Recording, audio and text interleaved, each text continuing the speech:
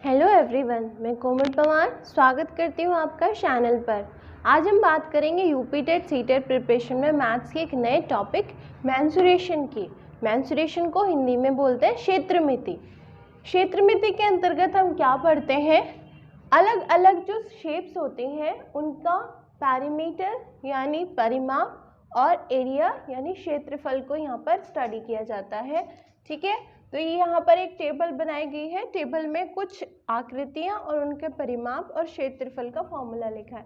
इस फॉर्मूले को आपको याद रखना है और इससे रिलेटेड क्वेश्चन पर बेस्ड क्वेश्चन आपको करने हैं। ठीक है, चलिए स्टार्ट करते हैं। पहले फॉर्मूले जान लेते हैं, उसके बाद हम कुछ क्वेश्चन लेंगे जो आपके प्रीवियस ईयर्स में आए हुए हैं और इससे आपकी प्रैक्टिस हो जाएगी। चलिए स्टार्ट करेंगे। तो पहले हमने लिखा है यहाँ पर आयत। आयत क्या होता है? आयत कैसी आकृति होती है? इस तरीके की चार भुजाओं वाली आकृति जिसमें आमने सामने वाली जो भुजा होती है वो बराबर होती है, वो आयत या फिर रेक्टेंगल कहलाता है। अगर हम बात करें इसके परिमाप की, तो परिमाप क्या होता है? परिमाप देखिए किसी भी आकृति का हो, वो उस आकृति की जो बाउंड्री होती है उसकी टोटल कितनी माप है उसको बताता है। ठीक है, तो यहाँ पर अगर हम बात करें आयत की, तो आयत का जो परिमाप होगा उसका क्या फार्मूला होगा? 2 इंटू लेंथ प्लस ब्रेथ, मतलब 2 गुना लंबाई प्लस चौड़ाई। लंबाई ये और चौड़ाई ये, दोनों को जोड़ करके 2 से गुणा कर देते हैं, उसका परिमाप कहलाता है। ठीक है, अब बात करें क्षेत्रफल की, तो क्षेत्रफल के लिए क्या करना है? हमें लंबाई की जितनी माप दी गई है और चौड़ाई की जितनी दी गई है उन दोनों को गुणा कर देना है, यानी लंबाई गुना चौड़ाई, तो हमें आयत का या रेक्टेंगल का क्षेत्रफल मिल जाएगा। ठीक है, सेकंड जो है हमारे पास आकृति वो है वर्ग। वर्ग यानी स्क्वायर। स्क्वायर कैसा होता है? ये भी चार भुजाओं वाली ही आकृति है। अंतर केवल इतना है कि इसमें जो चारों भुजाएं हैं वो बराबर होंगी। यहाँ पर आमने सामने वाली भुजा बराबर है, यहाँ पर चारों भुजाएं बराबर होंगी। ठीक है, तो इसका जो परिमाप होगा वो होगा 4 गुना भुजा, मतलब जितनी भी आपके एक साइड की जितनी माप दी गई है उसको आप 4 से गुणा करेंगे तो आपको इसका परिमाप मिल जाएगा, इसकी टोटल बाउंड्री मिल जाएगी। ठीक है, अब बात करें क्षेत्रफल की, तो क्षेत्रफल का जो फॉर्मूला होता है स्क्वायर का वो होता है साइड इंटू साइड या फिर भुजा गुणा भुजा, मतलब जितने इसकी साइड दी गई है उसका आप स्क्वायर कर देंगे। मान लीजिए हम इसको a मान लेते हैं तो इसका क्या फॉर्मूला हो जाएगा? a इंटू ए यानी a स्क्वायर, यहाँ पर फॉर्मूला हो जाएगा स्क्वायर के क्षेत्रफल का, एरिया का। ठीक है, चलिए बात करते हैं अगली आकृति की। देखिए अगर बात करें अगली आकृति की तो वो है ट्रायंगल या फिर त्रिभुज। त्रिभुज क्या होता है? नाम से पता चल रहा है, जिस आकृति में 3 भुजाएं होंगी उसको बोलेंगे त्रिभुज। ये हम पढ़ चुके हैं पहले। अब देखिएगा त्रिभुज कई प्रकार के होते हैं, समबाहु, विषमबाहु, समद्विबाहु, समकोण त्रिभुज, ये सभी हम पिछली वीडियोस में कवर कर चुके हैं। आज हम बात करने वाले हैं इन अलग अलग टाइप के त्रिभुजों की क्या क्षेत्रफल और परिमाप के बारे में। चलिए बात करेंगे। मान लीजिए पहले बात करते हैं विषमबाहु त्रिभुज की। विषमबाहु त्रिभुज मतलब जिसकी तीनों भुजाएं बराबर नहीं होंगी, अलग अलग होंगी। ठीक है, अब देखिएगा मान लीजिए ये त्रिभुज आपको दिया गया है और उसकी तीनों जो भुजाएं हैं वो अलग अलग हैं। एक को हम a मान लेते हैं, एक को b मान लेते हैं और एक को c मान लेते हैं। तब इस त्रिभुज के परिमाप का फॉर्मूला क्या होगा वो देखते हैं। परिमाप के लिए सिंपल आपको बताया गया, परिमाप क्या बताता है? जो बाउंड्री है वो टोटल कितनी है वो सिर्फ परिमाप बताता है। ठीक है, तो अगर फॉर्मूला भी याद नहीं है, आप डायरेक्ट क्या करना है, बाउंड्रीज को जो उसकी जो बाउंड्रीज हैं उसको जोड़ देना है। तो ठीक है, तो यहाँ पर a प्लस बी प्लस सी, ये क्या हो जाएगा? ये त्रिभुज का परिमाप हो जाएगा। किस त्रिभुज का? विषमबाहु त्रिभुज का। सिंपल हम जोड़ देंगे। ठीक है, ये हो गया। अब नेक्स्ट बात करें हम समद्विबाहु त्रिभुज की। समद्विबाहु त्रिभुज के केस में क्या होगा? 2 भुजाएं बराबर हैं तो सिंपल एक a हो जाएगी, दूसरी भी a हो जाएगी और तीसरी b हो जाएगी। तो a और a को जोड़ा 2a हो गया, प्लस b तो 2a प्लस b हो जाएगा। क्या?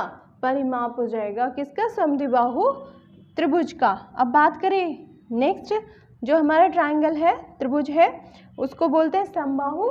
समबाहु मतलब जिसकी तीनों भुजाएं बराबर हैं। तो अगर ए है, पहली भुजा ए है तो दूसरी भी ए होगी, तीसरी भी ए होगी, और इसका क्या परिमाप हो जाएगा, 3a हो जाएगा। हमने तीनों को यहाँ पर जोड़ दिया है। अब क्या करेंगे, बस यही है। अब समकोण, मान लीजिए आपका नेक्स्ट है समकोण त्रिभुज, मतलब ऐसा त्रिभुज जिसमें एक कोण जो है वो 90 डिग्री का होगा, इस तरीके से। तो क्या होगा, अलग अलग अगर भुजाएं हैं यहाँ पर तो कुछ नहीं, तीनों भुजाओं को सिंपल जोड़ देना, जैसा हमने जैसे यहाँ पर भी जोड़ देना है। ये तो बात हुई परिमाप की त्रिभुज के केस में। अब अगर बात करें इसके क्षेत्रफल की, तो क्षेत्रफल पहला वाला जो टाइप है विषमबाहु त्रिभुज, उसके लिए हम एक फॉर्मूला लगाते हैं जिसको नाम दिया जाता है हीरोन्स फॉर्मूला। और वो क्या कहता है, ये देखिएगा, सबसे पहले हम क्या निकालते हैं, एस निकालते हैं। एस क्या होता है, ये जो हमने परिमाप निकाला है a प्लस बी प्लस सी, तीनों भुजाओं को जोड़ करके हम उसका क्या कर देते हैं, हाफ कर देते हैं, उसको 2 से डिवाइड कर देते हैं, तो हमें s मिलता है। ठीक है, अब ये जो हमें s मिला है इसको हम क्षेत्रफल के फॉर्मूले में रखते हैं। फॉर्मूला क्या कहता है, root of s into S minus A into S minus B into S minus C. यहाँ से जो s की वैल्यू मिलती है वो हम यहाँ पर पुट कर देते हैं, जहाँ पर a b c क्या है, इस त्रिभुज की तीनों भुजाएं हैं। ठीक है, इस ट्रायंगल की तीनों साइड्स हैं जिनको हम ए बी सी से डिनोट कर रहे हैं, वो हम यहाँ पर पुट करते हैं। और इसको सॉल्व करने के बाद हमें क्या मिल जाता है, इस त्रिभुज का क्षेत्रफल मिल जाता है। ये कहाँ पर लगाना है, जब किसी त्रिभुज की जो तीनों भुजाएं आपको गिवन है वो तीनों अलग अलग हैं। ठीक है, तब हमें ये फार्मूला लगाना है, ये एक जनरल फार्मूला है, हीरोन्स फार्मूला। अब नेक्स्ट बात करते हैं समद्विबाहु त्रिभुज। मान लीजिए ये आपका समद्विबाहु त्रिभुज है और इसकी दो भुजाएं ये दोनों बराबर हैं, जिसको हम ए और ए बोल रहे हैं। और तब क्या करना होता है, हम यहाँ पर एक लंब डालते हैं। ठीक है, और ये इसकी, अगर इसकी ऊंचाई आपको पता है, इसको कहते हैं कि ये त्रिभुज की ऊंचाई है। अगर ये ऊंचाई पता है और ये आधार आपको पता है, तो इस त्रिभुज का जो क्षेत्रफल है वो इस फॉर्मूले से निकल जाएगा। ठीक है, 1/2 गुना आधार गुना ऊंचाई। तो फॉर्मूले कैसे लगाने हैं कि क्वेश्चन के अंदर आपको क्या क्या चीज़ें गिवन हैं, क्या दी गई हैं, उस आधार पे आपको फॉर्मूला लगाना है। अगर आपको आधार और ऊंचाई दी गई है तो ये फार्मूला आप लगाएंगे 1/2 गुना आधार गुना ऊंचाई। ठीक है, आप देखिएगा, अब बात करते हैं समकोण त्रिभुज की। तो यहाँ पर क्या है, 90 डिग्री का एंगल होता है और यहाँ पर एक थ्योरम लगती है, क्या, पाइथागोरस थ्योरम, जिसके अनुसार क्या होता है, आधार का स्क्वायर प्लस लंब का स्क्वायर बराबर क्या हो जाता है, कर्ण का स्क्वायर हो जाता है। ये इस त्रिभुज में लागू होती है। ठीक है, ये जो थ्योरम है इस त्रिभुज में लागू होती है। इससे हम क्या कर सकते हैं, अगर हमें दो भुजाएं ज्ञात हैं तो हम तीसरी भुजा ज्ञात कर सकते हैं। ठीक है, कोई भी दो भुजा ज्ञात है तो हम तीसरी भुजा ज्ञात कर सकते हैं इस वाले फॉर्मूले से, इस वाली थ्योरम से। तो अगर ऐसा कोई केस बन रहा है जहाँ पर आपको नहीं पता, ये आधार नहीं पता, ये और ये पता है, तो आप निकाल लेंगे। और बात करें इसके क्षेत्रफल की, तो इसके क्षेत्रफल के लिए क्या फॉर्मूला अप्लाई करेंगे, यही जो हमने ऊपर किया है। इसके लिए आधार क्या हो जाएगा, ये हो जाएगा आधार, और इसकी ऊंचाई क्या बताएगा, इसका लंब बताएगा। तो इसके क्षेत्रफल का क्या फार्मूला हो जाएगा, 1/2 गुना आधार गुना लंब। ठीक है, तो ये तो हो गए कुछ फॉर्मूले। अब बात करते हैं कुछ और आकृतियों के फॉर्मूले की, उसके बाद हम क्वेश्चन स्टार्ट करते हैं। चलिए देखिए, बात करें अगर नेक्स्ट शेप या अगली आकृति की, तो ये है वृत्त। वृत्त कैसा होता है, इस प्रकार का। देखिएगा, जैसे ये गोल आकृति आपको दिखाई दे रही है, ये क्या कहलाता है, वृत्त या फिर सर्कल। सर्कल के क्या पार्ट्स होते हैं वो आपको लास्ट वीडियो में डिटेल्ड समझाया गया है। अगर आपने नहीं देखी है तो आप वहां जाकर समझ सकते हैं। चलिए बात करेंगे वृत्त के परिमाप और क्षेत्रफल के बारे में। अगर हम बात करें वृत्त के क्षेत्रफल के बारे में, तो इसका फॉर्मूला होता है पाई आर स्क्वायर, जहाँ पर आर क्या होता है, आर क्या है, इस वृत्त की त्रिज्या। त्रिज्या कौन सी होती है, सेंटर या फिर केंद्र से लेकर के परिधि तक की जो दूरी होती है उसको त्रिज्या कहते हैं, त्रिज्या, या फिर इंग्लिश में उसको कहते हैं रेडियस। ठीक है, तो यहाँ पर r क्या है वृत्त की त्रिज्या। ठीक है, और यहाँ पर पाई की बात करें तो पाई क्या है, पाई की वैल्यू क्या होती है 22/7। यहाँ पर आप अपने न्यूमेरिकल के अंदर जो न्यूमेरिकल वैल्यू पुट करेंगे पाई की वो होगी 22/7। ठीक है, अब बात करें अगर परिमाप की, तो परिमाप क्या बताया गया आपको कि जो वृत्त की बाउंड्री होगी, ठीक है, उसको वृत्त की या किसी भी शेप की जो बाउंड्री होगी उसी को टोटल कितनी वैल्यू है वो परिमाप बताता है। तो यहाँ पर बाउंड्री क्या है, परिधि है। ठीक है, यहाँ पर बाउंड्री परिधि है, तो वृत्त की परिधि और वृत्त का परिमाप दोनों एक ही चीज़ होती है। ठीक है, और इसका क्या फॉर्मूला होता है 2πr। 2 क्या है 2πr, 2 × पाई, पाई की वैल्यू भी यहाँ पर बताया 22/7 होती है, और r मतलब इसकी त्रिज्या। ठीक है, जो भी कुछ त्रिज्या की वैल्यू आपकी क्वेश्चन में दी गई होगी उसको आप यहाँ पर करेंगे और परिमाप निकालेंगे। तो इस तरीके से ये कुछ फॉर्मूले होते हैं। नेक्स्ट बात करें त्रिज्या खंड। त्रिज्या खंड क्या होता है, इस तरीके से मान लीजिए ये दोनों क्या है, दोनों त्रिज्याएं हैं। ठीक है, अगर आप कहीं भी सेंटर से लेकर यहाँ पर सरकमफ्रेंस यानी परिधि तक की लाइन खींचते हैं तो वो त्रिज्या ही होती है और बराबर होती है। ठीक है, ये r है तो ये भी r ही होगी। तो अगर मान लीजिए इस तरीके से एक शेप बनती है, इसको बोला जाता है त्रिज्या खंड। ठीक है, अगर आपके क्वेश्चन में कुछ इस तरीके का पूछा गया है कि शेप ऐसी बनती है और वहाँ पर आपको क्षेत्रफल निकालना है, तो यहाँ पर हम फॉर्मूला क्या अप्लाई करते हैं, θ/360 × πr²। ठीक है, यहाँ पर थीटा क्या होता है, थीटा होता है ये जो दो रेडियस दी गई हैं, रेडियस ने कितना सेंटर पर एंगल बनाया है वो थीटा होता है, और ये r होता है। ठीक है, दोनों को यहाँ पर पुट करते हैं और हमें त्रिज्याखंड का क्षेत्रफल। तो ये तो बात हुई कुछ फॉर्मूलाज की। अब बात करेंगे हम क्वेश्चंस की। क्वेश्चन में अप्लाई करते हैं इन फॉर्मूले को, देखते हैं कि कैसे सॉल्व करना है। चलिए स्टार्ट करते हैं। तो देखिए यहाँ पर हमारे पास कुछ क्वेश्चन है, चलिए करते हैं। एक आयत की लंबाई और चौड़ाई का अनुपात 3:2 है। यदि आयत का क्षेत्रफल 150 वर्ग मीटर हो तो आयत की चौड़ाई क्या होगी। यहाँ पर हमें दिया गया है लंबाई और चौड़ाई का अनुपात। अनुपात वाले क्वेश्चंस आपके एग्जाम में सबसे ज़्यादा देखने को मिलते हैं, तो ये क्लियर होना चाहिए कि इनको कैसे करना है। जब भी इस तरह से दिया हो तो हम क्या करते हैं, उसको x के साथ में लिख लेते हैं। तो यहाँ पर हम लंबाई को क्या लिख लेंगे 3x और चौड़ाई को क्या लिख लेंगे 2x। ठीक है, यहाँ पर अब आयत का क्षेत्रफल दिया गया है, तो आयत के क्षेत्रफल का क्या फॉर्मूला होता है, लंबाई गुना चौड़ाई। उसमें हम क्या रख देंगे, वैल्यूज रख देंगे। तो लंबाई कितनी है हमारे पास 3x, गुना कर देनी है चौड़ाई से यानी 2x से, इक्वल टू कितना दिया है 150 वर्ग मीटर। 150 इसकी वैल्यू दी है। ठीक है, तो अब क्या करना है, दोनों की गुना करनी है, 3 दूनी 6, x की x में होकर के x² हो जाएगा इक्वल टू 150। ठीक है, तो x² की वैल्यू यहाँ से 6 से इसको भाग करेंगे तो हमारे पास कितनी आ जाएगी, ये 2 और फिर 5। ठीक है, तो ये आ गया आपके पास x² = 25। अब हमें क्या करना है, स्क्वायर हटाने के लिए इधर क्या करेंगे, हम इसका रूट करेंगे। तो x की वैल्यू क्या आ जाएगी, √25 = 5। हमारे पास x की वैल्यू 5 आ गई है। ठीक है, अब हमें क्या निकालना है, आयत की चौड़ाई, जो कि हमने क्या मानी है 2 × x मानी है।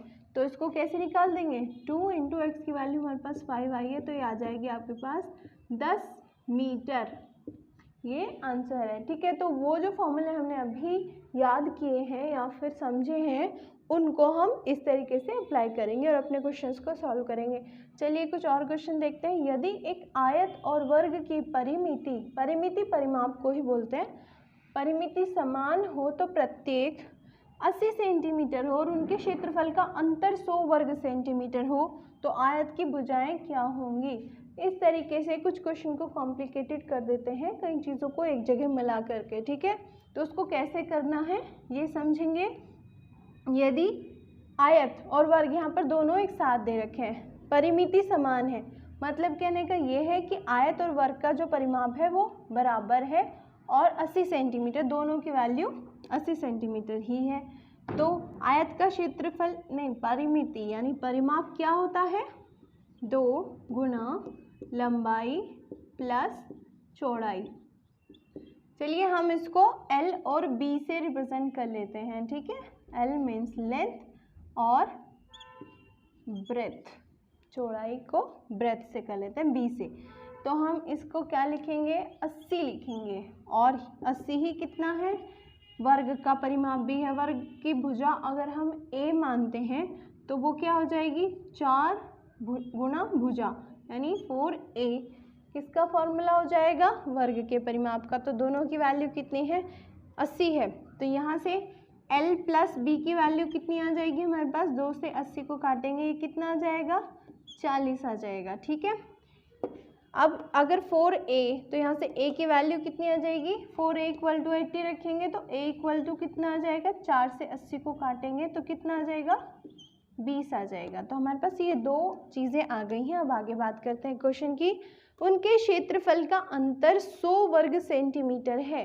हम A से कर देंगे रिप्रेजेंट, तो A स्क्वायर उसका क्षेत्रफल हो जाएगा minus L into B minus L into B equal to कितना दिया गया है, 100 वर्ग सेंटीमीटर, वर्ग सेंटीमीटर ये आपको दिया गया है।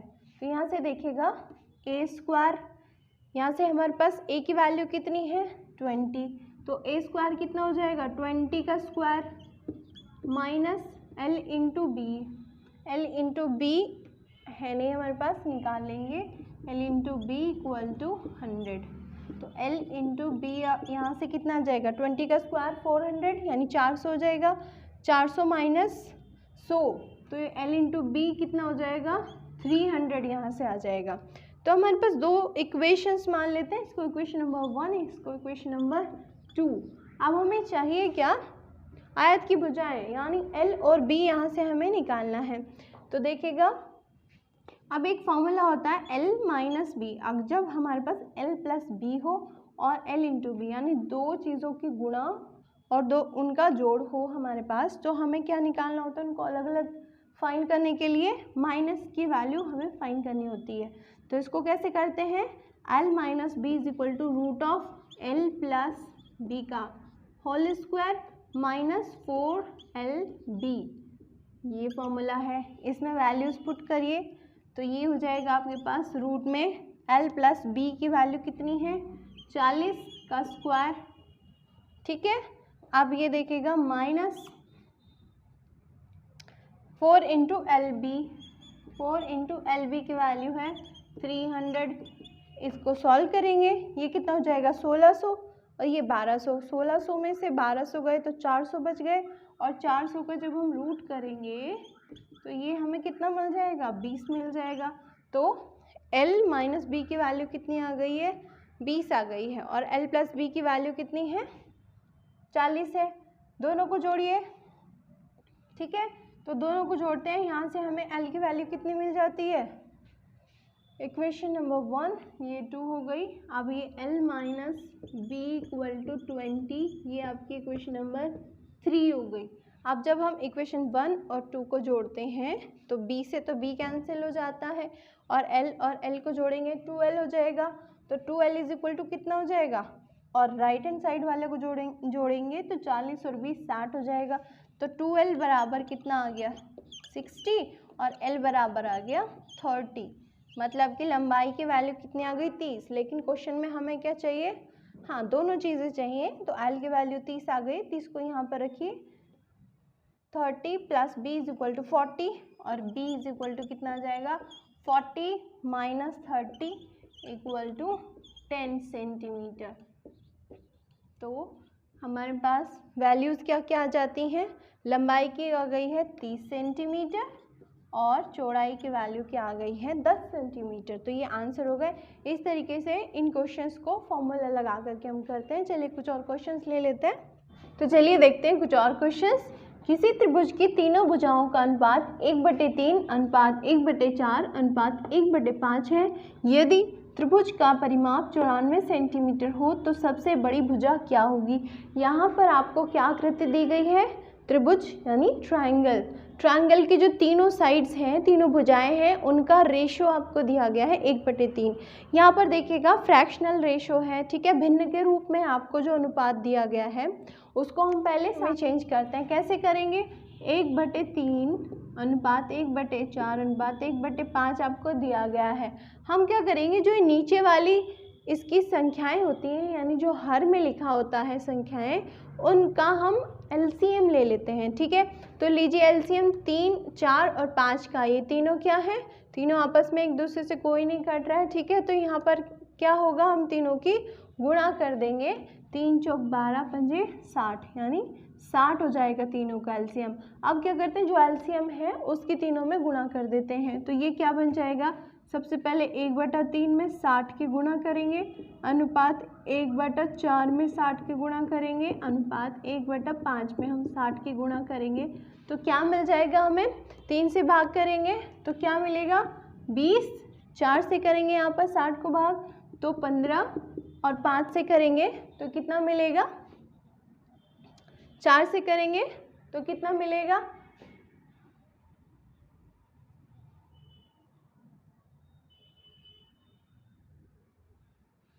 15, और 5 से करेंगे तो कितना मिलेगा 10।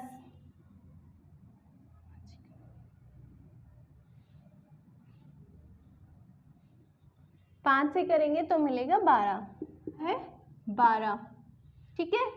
तो अब हम क्या करेंगे, इसको लिख लेंगे 20x और फिर 15x और 12x, ये हो जाएंगी भुजाएं। परिमाप दिया गया है आपको, तो परिमाप में तीनों को जोड़ देंगे, 20x 15x और 12x, ठीक है। तीनों को हमने यहाँ पर जोड़ा तो इससे क्या मिलता है, परिमाप। परिमाप आपको दिया गया है 94 सेंटीमीटर। 20 और 15 और 12 को जोड़ते हैं, 20 और 15 कितने हो गए 35, 35 में 12 जोड़ते हैं तो हमें मिलते हैं 47, यानी 47x यहाँ पर मिलते हैं इक्वल टू 94 हो जाएगा। जब हम इसको सॉल्व करेंगे x इक्वल टू 47 से 94 को डिवाइड करते हैं तो ये आपको मिलता है 2, x इक्वल टू हो जाएगा आपके पास 2। तो x की वैल्यू हमारे पास 2 आ गई है, और उसमें पूछे सबसे बड़ी भुजा। सबसे बड़ी भुजा वही होगी जो सबसे बड़ा रेशो है, तो 20 में हम गुणा करेंगे 2 की तो हमें मिल जाएगा सबसे बड़ी भुजा या साइड इक्वल टू 40 सेंटीमीटर। तो नेक्स्ट क्वेश्चन की बात करते हैं, पहिए का व्यास 4 मीटर है तो 400 चक्करों में कितनी दूरी तय करेगा। पहिया देखिएगा किस शेप के बारे में बात हो रही है, गोल यानी वृत्त यानी सर्कल के बारे में यहाँ पर बात हो रही है। सर्कल का व्यास आपको दिया गया है 4 मीटर, और चक्कर में आप देखिएगा जब एक गोल जो आकृति होती है, जो पहिए की होती है, पहिया घूमता है तो उसकी जो बाहर वाली बाउंड्री होती है वो पूरी टच करती है, ठीक है, पूरी टच करती है। तो उसमें क्या किस चीज़ का रोल होता है, परिधि, जो उसकी परिधि होती है। तो अगर हम बात करें कि अगर एक चक्कर में बात करें तो वो कितनी दूरी तय करेगा, जितनी उसकी परिधि है, ठीक है। तो एक चक्कर में कितनी दूरी, परिधि के बराबर। तो यहाँ पर 400 चक्करों में कितनी दूरी करेगा, परिधि में 400 चक्कर की गुणा कर देंगे, 400 की परिधि में 400 की गुणा कर देंगे तो हमारे पास टोटल दूरी आ जाएगी, ठीक है। तो व्यास आपको दिया गया है, हमारे पास जो फॉर्मूला है वो क्या कहता है, परिधि बराबर, परिधि को ही वृत्त का परिमाप कहते हैं। अब परिधि बराबर होता है 2πr, r यहाँ पर क्या है, रेडियस या फिर त्रिज्या, ठीक है। व्यास आपको दिया गया, हमें पता है त्रिज्या जो है व्यास की आधी होती है, ठीक है। तो ये देखिएगा r इक्वल टू कैसे निकालते हैं, ये अगर व्यास है तो इसको 2 से भाग करके, ये आपको 4 मीटर दिया गया है तो 4/2 आपको पास r की वैल्यू क्या हो जाएगी 2 मीटर। तो ये 2 वैल्यू हम यहाँ पे रखते हैं तो परिधि हमारे पास आ जाती है 2 × पाई × 2, ये आ जाती है 4π, ठीक है। परिधि आ गई 4π।